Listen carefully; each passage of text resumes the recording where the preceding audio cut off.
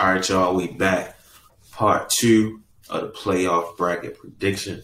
This time we go into the Western Conference. This is going to be much quicker. I'm going to be completely honest. The West is obviously much better this year. The matchups are better. There's a few good matchups in this one, but for the most part, it's going to be quick and easy. We're going to breeze right through because some of these matchups, I shouldn't even have to explain why this team is going to win. So without further ado, let's get right into it. Let's start at the top. First matchup, Philadelphia 76ers versus the Washington Wizards. Philly info. Maybe the Wizards can steal a victory, bro. It's very much possible. We've seen it happen before. But at the end of the day, what matters is Philadelphia handles their business, sweeps, or, gentlemen sweeps the Washington Wizards, handle their business, move on to the next round, and rest for this next matchup, which I think is going to be it's going to be a tough fight, bro. It's going to be a 12-round bout. It's going to be the New York Knicks and the Atlanta Hawks. I feel like these teams are really evenly matched. I'm going to go with the Knicks at 6. I think the Knicks are going to handle their business. I trust the Knicks more.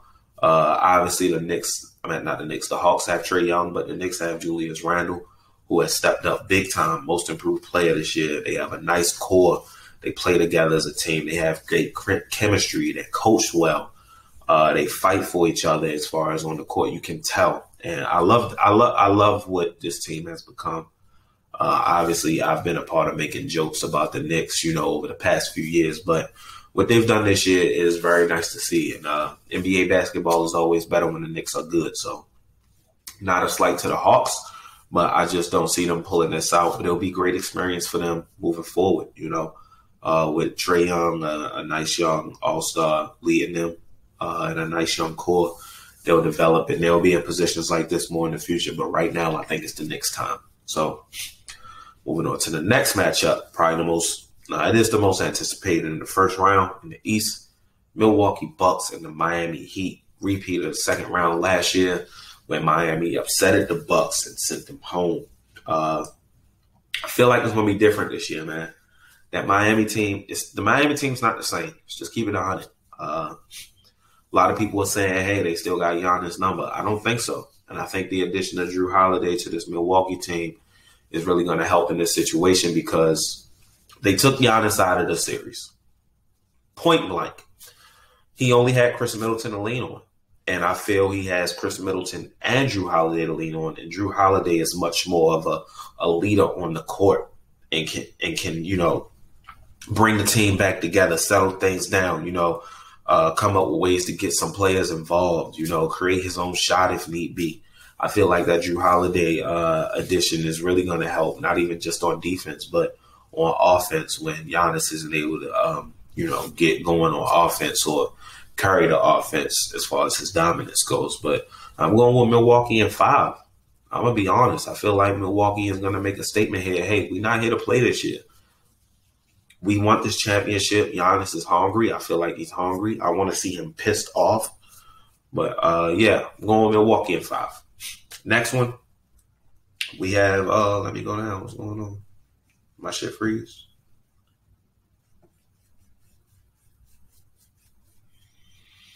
I think it froze, but anyway, we got Brooklyn, man. Brooklyn in 4.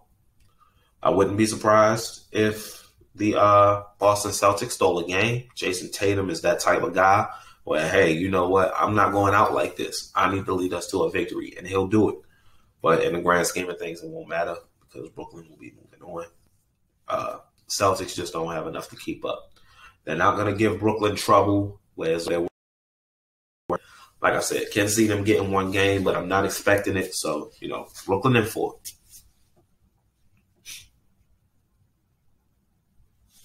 Moving on to the second round, Philadelphia 76ers at going up against the New York Knicks. I have Philadelphia in 5. Like I said, they just have to rest and get ready for this series. They'll be well rested. Sixers will probably be coming off of a hard-fought series. Sixers really have a cakewalk to the finals, and I hate to say that because, I don't mean to put any disrespect on the Wizards or Knicks, but I feel like it's theirs to fuck up at this point. They shouldn't have any issues with the Knicks. Great experience for the Knicks, cool, but Sixers will be moving on. Obviously, the defense on the 76ers is ridiculous. This team is fantastic, bro, and it's obviously the Knicks don't have enough. I feel like this is, like I said, this is one of those matchups where I don't have to explain much why the 76ers are going to defeat the Knicks. How many games I have it in, maybe wrong, but I don't think I am. I think the Knicks will get a win out. It can happen, but I'm not expecting it, so I'm going Sixers and 4. Second round matchup, man. This is a conference finals matchup.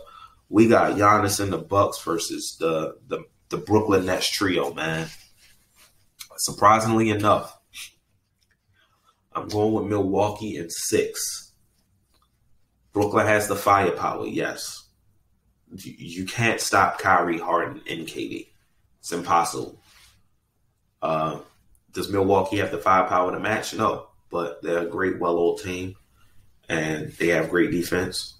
And also, no one on Brooklyn can stop Giannis. They don't have the scheme that a 2019 Raptors had or 2020 Miami Heat had. They don't have the personnel in the scheme to slow Giannis down. I feel like Giannis is going to eat this series. And the only reason I say Bucks in 6 is because if it goes to a game 7, KD's closing it out. If it goes to a game 7, KD's not going home. He's closing the game out and sending the Bucks home. That's why I feel like if the Bucks want to win this series, they can't let it get to 7 games. You have to close it in 6. And I feel like they have the power to do it. I don't think it's a foregone conclusion that the Brooklyn Nets are going to make it to the finals, let alone win it. I feel like they are beatable by the Sixers or Bucks. And it just so happened that they're going to be matched up with the Bucks. So I got the Bucks in 6, which lead the Bucks and Sixers in the Eastern Conference Finals. And I have the Bucks. What it comes down to is, first of all, I had a Bucks in 7. What it comes down to is the fact that, and this may sound bullshit or corny, but I don't think the Sixers have, the Sixers don't have anybody that can take over in the game. And Joel has the potential to do it. I just don't see Joel doing it. Can Giannis do it? In a way, yes. But I feel like if you want, you could get a ball to Chris Middleton and say, hey, get me a bucket.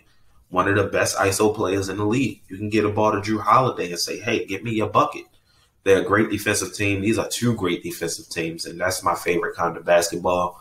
I'm going to love seeing them go head-to-head. If it happens, I'm praying it happens. I hope it happens. Just want to see something new. But, yeah, I got the Bucks in 7, which will lead the Bucks and Clippers in the finals. And, man, I'm going to go to Bucks. Bucks in 6. Bucks in 6, man. Bucks in 6. Bucks win the NBA championship. That's my prediction. Appreciate y'all for watching. If y'all did, leave a like. Who do you think is going to be the NBA Finals champ by the time this is all over? What's your most anticipated matchup of the playoffs, whether it be first round, second, or third? What matchup do you want to see the most? Like I said, leave a like, subscribe, then the notification bell, so you are aware when I drop new videos, and I appreciate y'all for watching. Peace.